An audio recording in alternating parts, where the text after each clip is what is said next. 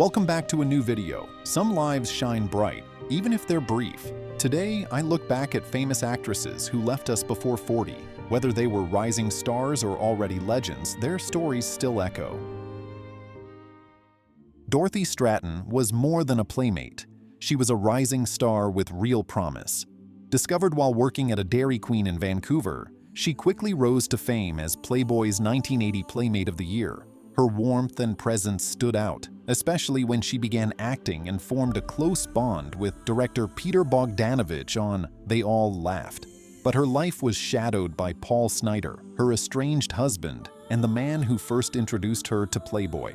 As Dorothy tried to move on, Snider became increasingly unstable.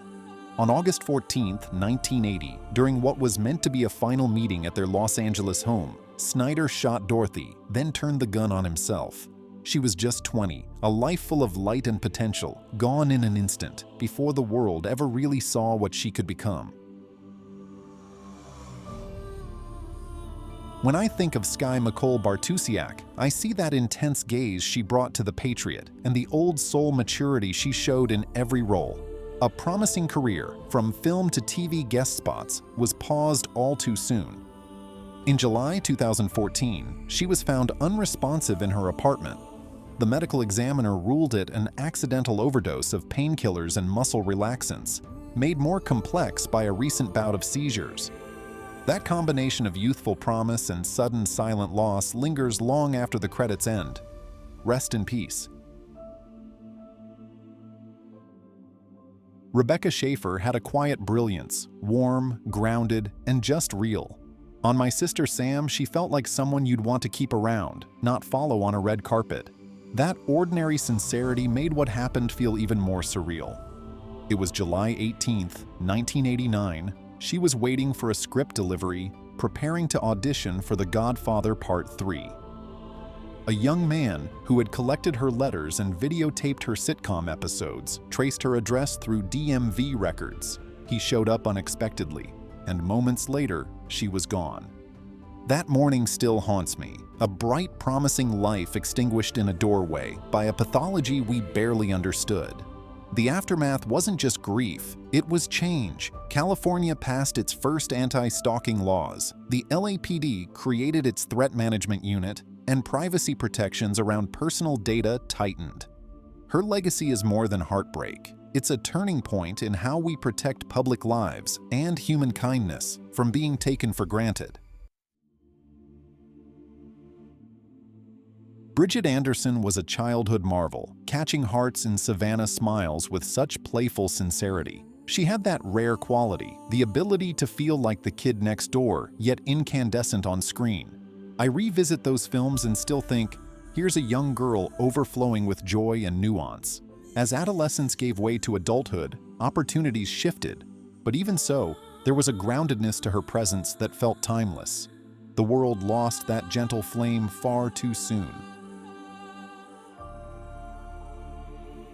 Susan Ball felt like Hollywood's Cinderella. Born in Jamestown, New York, she was spotted singing in school choruses and signed by Universal as the new Cinderella of 52.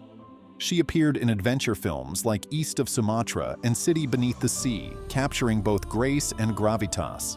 But while filming East of Sumatra, she injured her right leg. That injury revealed a tumor, and by early 1954, she faced amputation. Remarkably, she married actor Richard Long later that year, walking down the aisle with dignity on a prosthetic limb. She even completed one final film, Chief Crazy Horse, before collapsing in mid-1955. The illness had spread to her lungs. She died in August at just 21 after a courageous 2-year battle. What stays with me isn't the roles she never got. It's her bravery, her courage to live out a Hollywood dream even as it slipped through her fingers. Dominique Dunne brought a quiet strength to Poltergeist, portraying the vulnerable yet determined sister with such authenticity that you felt her fear and her loyalty. Off-screen, she was pushing to expand roles for young women in horror, actively pursuing scripts that challenged stereotypes. But in October 1982, her rising path was cut short. During a rehearsal at her West Hollywood home, her ex-boyfriend, John Thomas Sweeney, showed up uninvited. An argument spilled into the driveway where he strangled her until she lost consciousness. Dominique never woke up. She remained in a coma for 5 days before life support was withdrawn on November 4th. She was just 22. Her death stunned the industry, not just for its violence, but for how preventable it was. In the years since, her story has become a grim marker of how deeply personal safety issues run in Hollywood. Picture the roaring 20s, silent film stars emerging, sets buzzing with creativity, jazz echoing through studio backlots. Martha Mansfield had landed a breakout role in The Warrens of Virginia. She looked on track for stardom. But at a publicity luncheon, a stray candle ignited her costume. Within moments, her dress was ablaze. Onlookers tried to save her, but severe burns took her life within the hour. She slipped from a rising future into the history books, not by narrative arc, but by a moment of avoidable tragedy. In that instant, the fragile fragility of early fame revealed itself. Her story is a sudden punctuation in a script, reminding us how quickly the brightest lights can wink out. Sharon Tate was more than a rising star. She was a symbol of elegance and possibility in late 1960s Hollywood. With early success in modeling and pageants, she transitioned seamlessly into film, earning a Golden Globe nomination for Valley of the Dolls and stealing scenes in comedies like The Fearless Vampire Killers. She exuded both softness and strength, a presence that didn't need to shout to be noticed. By 1969, she was married to director Roman Polanski and nearly 9 months pregnant with their first child. She was glowing, full of anticipation. On August 9th, that sense of hope was destroyed. Sharon was murdered in her home by followers of Charles Manson in one of the most brutal crimes in Hollywood history. Reports say she pleaded for the life of her unborn baby, begging them to let her deliver the child. They didn't listen. Her death wasn't just a loss, it was a cultural rupture. Sharon Tate became the face of innocence destroyed, and her name still echoes as a reminder that even lives wrapped in beauty and promise are never beyond reach of cruelty. I first remember Ashley Aston Moore as Chrissy in Now and Then, the sweet-guarded good girl of the group, the one who kept the others grounded. Born Ashley Rogers in Sunnyvale and raised in Vancouver, she began acting around age 6 and landed dual roles in the Canadian series The Odyssey, winning a YTV Achievement Award in 1995. After Now and Then, she had guest roles in shows like Northern Exposure and Touched by an Angel, but her on-screen career ended by 1997. Then, on December 10, 2007, she died in British Columbia at only 26. Reports vary. Some sources state pneumonia and bronchitis, while others reference a drug overdose. But many reliable records list her death as accidental and illness-related. Her exit didn't come with headlines. Instead, it left a lingering quiet, an image of a once bright child star whose promise was left unfinished. When I revisit those scenes, I see more than nostalgia. It's a reminder that some stories stop early, but still echo long after. You might remember Lucy Gordon as the British journalist in Spider-Man 3, but her real strength shone in quieter, indie films, where glances did more work than monologues. Born in Oxford, she modeled for CoverGirl before shifting to acting, and she had this gift, a kind of stillness that pulled you in. She played Jane Birkin in Serge Gainsbourg, A Heroic Life, and many believed that role would be her breakout. But just days before her 29th birthday, while living in Paris, Lucy passed away in her apartment. Authorities called it a devastating accident. Her family described her as fragile in recent months. What's hard to shake is that she left behind journals, poems, and scripts, proof she wasn't just a performer, but a full creative force. She had more to give. We just didn't get to see it. Brittany Murphy never seemed to fake it. Whether she was the awkward Ty in Clueless or the radiant Molly in Uptown Girls, her performances were electric, chaotic, tender, always alive. Off-screen, she had that same spark, funny, eccentric, kind. But behind the charm, things weren't easy. On December 20th, 2009, she collapsed in the bathroom of her Hollywood Hills home. The coroner ruled her death accidental: pneumonia, severe anemia, and a cocktail of medications. Fans were stunned. Just 5 months later, her husband, Simon Monjack, died in the same house, from almost identical causes. That set off years of rumors: mold, poisoning, even conspiracy. But no solid evidence ever changed the official findings. What stuck with me most wasn't the mystery.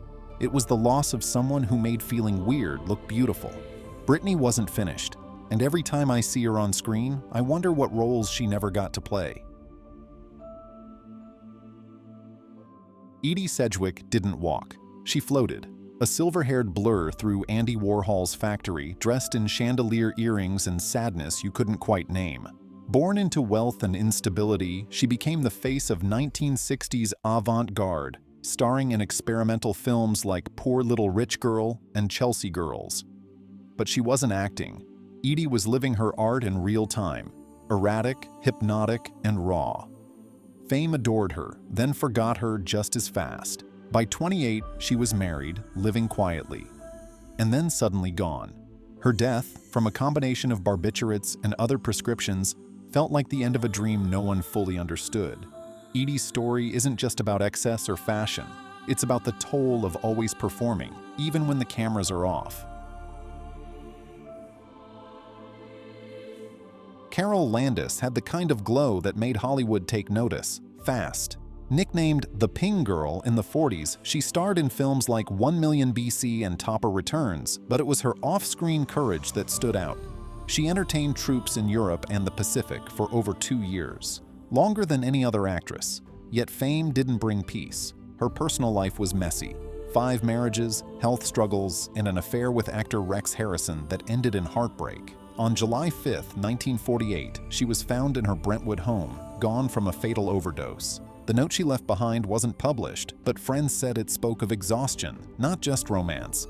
Carol Landis wasn't forgotten. Marilyn Monroe even cited her as an influence, but her story is a reminder that the spotlight can brighten and burn. She was America's sweetheart on different strokes, Dana Plato as Kimberly, the protective big sister with a kind face and easy laugh. But behind the scenes, the spotlight was never gentle. Fame came fast. By 19, she was written off the show after becoming a young mother. Roles dried up, bills piled up, and Dana, once skating toward the Olympics, once the face of a hit sitcom, found herself in the tabloids, not on marquees. She was arrested in Vegas for robbing a video store, bailed out by Wayne Newton, then tried to rebuild. She even starred in the controversial video game Night Trap. But the damage lingered. The day before she passed, she appeared on Howard Stern, saying she was clean and hopeful. Hours later, she was gone. The official cause: a fatal mix of prescriptions. Michelle Trachtenberg felt like someone we grew up with. From Harriet the Spy to Buffy the Vampire Slayer, her performances were smart, sharp, and grounded. She played with heart and never overreached, just authentic every time. I still remember her as Dawn in Buffy, complex, vulnerable, trying to understand her place. Her passing in early 2025 shocked fans around the world. At just 39, complications related to diabetes ended a life still rich with promise. The silence that followed felt unreal. She was just there, always, quietly shaping the background of our favorite stories. Her legacy? It's layered. A face we knew. A voice that always fit. A life that mattered. Jane Mansfield wasn't just a blonde bombshell. She was a sharp, ambitious actress who knew exactly how to work the spotlight. From The Girl Can't Help It to her Golden Globe-winning debut in Will Success Spoil Rock Hunter, she balanced sex appeal with wit and self-awareness. Off-screen, she was multilingual, media-savvy, and unafraid of spectacle. But in the early hours of June 29, 1967, her larger-than-life presence came to a sudden, violent end. After a nightclub appearance in Mississippi, Mansfield was traveling toward New Orleans with her attorney Sam Brody, her driver Ronald Harrison, and 3 of her children. Just before 2 a.m., their car slammed into the rear of a slow-moving tractor trailer that had been hidden by mosquito fog. The impact instantly killed all 3 adults. Miraculously, the children in the back seat, including future actress Mariska Hargitay, survived with minor injuries. The crash was so catastrophic it changed federal law. Today, the rear underride guards on trucks, known as Mansfield bars, exist because of that night. The boat was drifting, her son, asleep in his life jacket, and Naya Rivera, gone. That image stayed with me. Earlier that day, she'd rented a pontoon to spend time with her 4-year-old on Lake Piru, a quiet outing, like she'd done before. Security camera footage still haunts her and Josie stepping out of the car, walking side by side down the nearly deserted dock, then floating away into that peaceful afternoon. Hours later, she was missing. 5 days of searching followed. Her body was found on July 13th, the anniversary of Glee co-star Corey Monteith's death. Before that day, Naya was a vibrant force. She'd grown up before our eyes, from Family Matters to breaking out as Santana Lopez on Glee, a fierce, funny, unapologetically real Afro-Latina and queer character long before mainstream did it right. The coroner concluded it was exhaustion. She'd saved her son, using her final strength to lift him aboard. That act, silent, unseen, was her final role.